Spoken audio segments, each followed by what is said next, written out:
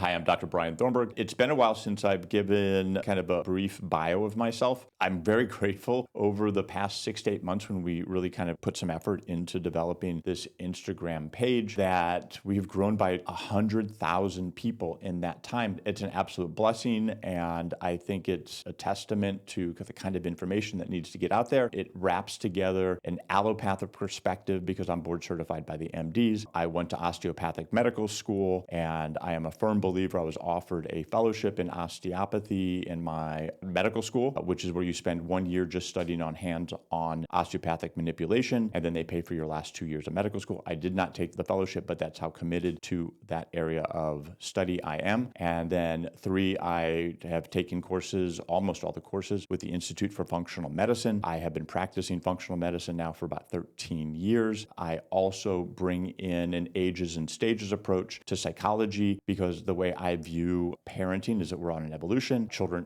are an evolution. There is a way that we have to line up with the children as they develop their ability to think, their ability to do things physically, and how does that correlate with their psychological development, and then how do we match that with the parenting style, and then we have to look at each child may be completely different than the previous one or the one after it, and then we have to learn to tolerate differences, and then that's part of our own parenting journey is how do we settle in to kind of accepting the ups and downs of parenting without too much distress to ourselves and to the kids and to the family in general. So that's kind of the rundown of how I practice medicine. I've been practicing since 2003 when I finished my pediatric training at the Medical College of Georgia, and I went to Nova Southeastern College of Osteopathic Medicine. For undergrad, I went to DePaul University and I was a philosophy major. I did not have any science classes when I finished college. I really loved understanding the meaning of life and understanding how this is all put together. Fell in love with philosophy rather quickly when I got to college. I did have intentions of going pre-med when I arrived at college. Quickly realized that my draw for the meaning of life, how to connect us to our communities, to the broader history of human civilization. How do we fit in with a God? How do we fit into the universe? And I just appreciated the evolution of thought from the Greeks all the way to current modern philosophy. And so then I wrapped all of that medicine that I practiced with this philosophical kind of robe on, and having 8 children of my own obviously creates a lot of opportunities for me to experience different kids, different personalities, different situations, watching myself grow as a father, having to take on incredible struggles during parenting, not just in having 8 children. About 12 years ago, the marriage started to come unraveled, and all 8 kids are from the same, beautiful woman, but the marriage just fell apart, and then there was single parenting going on for a long time. I had to wear a lot of hats, and that created a lot of distress. I've been in the trenches about as bad as you possibly could be as a parent, so I've experienced a lot. During that time, I was also a child abuse physician, so in addition to having my own private practice, which was very busy, or is very busy, I was also the medical director for several years at the Collier County Children's Advocacy Center. I was appointed medical director by the Surgeon General of the state of Florida. That's an appointed position from the state, experiencing a lot of the underbelly of life, and it was just a lot. Now I've moved into a different chapter. I'm older, and I have remarried and have a beautiful relationship, and she has a beautiful relationship with all of the kids, and all the kids have a fantastic relationship with her. There's been a lot of life experience for you to see that I can connect in almost with all pediatrics and the evolution of that. When it comes to the scientific analysis, when I was in medical school, I was selected to be an intern at the Agency for Healthcare Policy and Research at the Centers for Outcome and Effectiveness Research, which is a division of the Department of Health and Human Services. So I had the opportunity to work remotely and in person in Bethesda, Maryland at the headquarters. I had this fantastic opportunity to work with those physicians who are deciding healthcare policy for the United States and tackle the biggest problems. And these guys are fantastic. They taught me epidemiology. It was a wonderful experience to see the inner workings of the government. I know that there might be some cynicism about, well, look at the healthcare policy that's coming forward. So these guys at the Agency for Healthcare Policy and Research, they have a new name now, but this is how I call them because that's what they was when I was there. They actually had beautiful, insightful, practical, pragmatic, just globally beneficial policies, but by the time it goes through the garbage disposal that is politics and it actually reaches into some kind of regulatory position or statute or law, it's been so changed, it's not even the same thing. I had this opportunity to work with them, so when I do analysis on these medical studies, not only do we have to do a lot of analysis in medical school and then again in residency, and then we have to have a publishable paper by the time we graduated our pediatric residency. I have been speaking on vaccines since 2008. The first paper I wrote on vaccines was 2006, and that's when I made a change from being we do vaccines because that's what you have to do. And then I had an evolution through parent education who were patients in my practice, and they would hand me insightful literature. And I at first kind of dismissed it because having been trained in the sciences and scientific method, of course, I would look at this as just fringe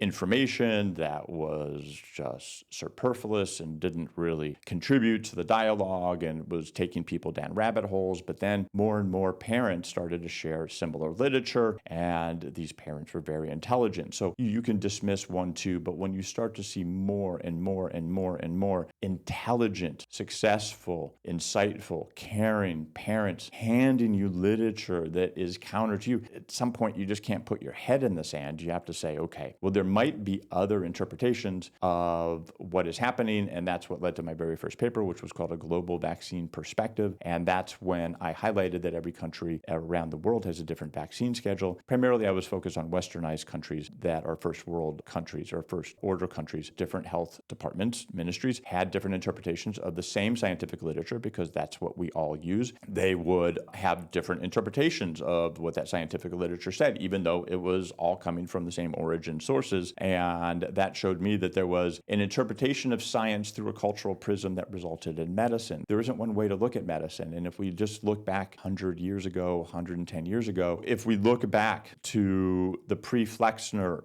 report, which is 1910, then we can see that there were multiple styles of medicine being practiced in the United States. Before the Flexner report, there really was no regulation on the quality of medical education. There were 400 plus medical schools, and we had the traditional MDs who at that time were using arsenic and mercury and bloodletting and leeches. So there was a very different style of medicine being practiced back in the early 1900s, late 1800s. And just to put a little bit more context to that, in I believe it was 1865, Charles Eliot was the president of Harvard University, and he requested from the dean of the medical school that they should implement a written exit exam for the Harvard Medical School graduates in 1865. And the dean of the medical school responded, "That's impossible. Most of our graduates don't read or write." 150 years ago, medical education was nothing like it is now.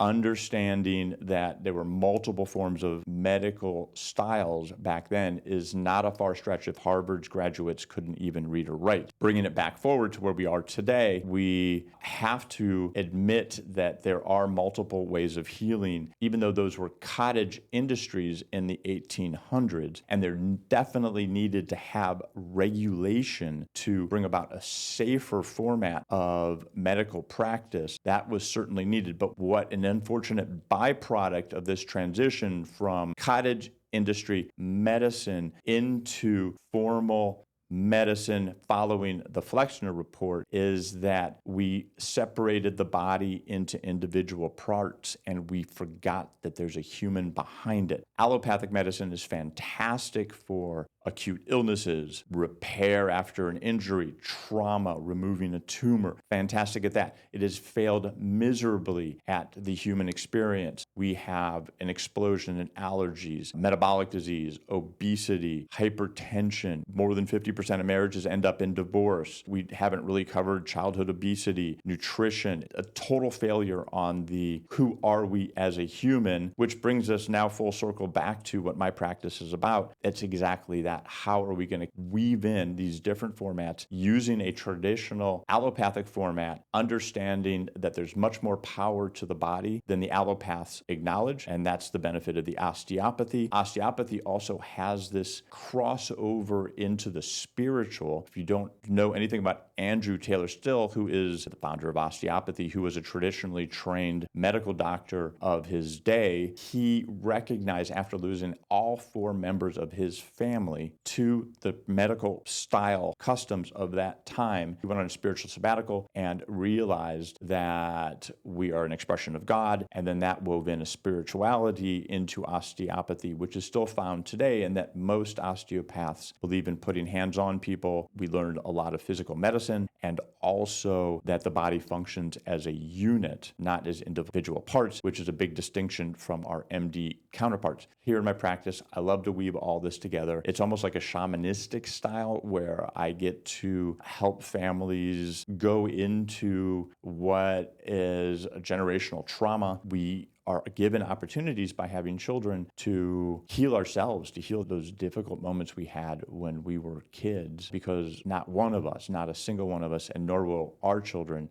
get through the experience of childhood without having unfortunate events with the parents. And it's nobody's fault. It's a generational trauma. But the beauty of it is every day we have an opportunity to repair that trauma. And when you have true healing like that, when you can really face your past and what your parents did and release it and move through it, and that's why I love nonviolent communication, because that gives you the baseball bat and the glove and the ball in order to operate in a playing field where you can look at needs instead of judgment. You can look at making life wonderful instead of trying to control somebody with words and actions and not developing the kids. It's a fantastic way to approach your life, your past, your family. I have other videos on that. We can use our kids and heal ourselves, because once we have that true healing, it rewrites the past. The anger, the resentment just fade away. And that's what's beautiful about really looking at this opportunity, not so much as something to repeat the past, because of course our parents gave us good things, but we have to be open to the fact that our parents were very limited as well. In addition to all their wonderful ways, there were also, like all of us, an equal number of negatives on that ledger of good and bad, because we're doing all the best we can. And that's what I love about pediatrics, is just every day it's a rebirth, because nobody is more moved than seeing a beautiful little baby. Everybody smiles when a baby is heard and it's giggling and smiling. And I do a lot of work with medical students. They rotate through my office for their pediatric rotations. I've had PAs, nurse practitioners here for years and years and years. I have high school students come through and rotate through. I've had pediatric residents come in and rotate through my office on their electives. It's a fantastic place to come. And so I love sharing this with you. I love taking the messaging outside of these 4 walls. I know I don't get to all of your questions. I can't respond to any direct questions, so I just make these videos. Understand I see those, I try to create a video, but understand I also have a full practice. I have 8 kids. I'm married. I take care of myself. And so I love bringing all this forward, but it's slow go, and I appreciate all of the support, and I will continue making these videos. Thanks.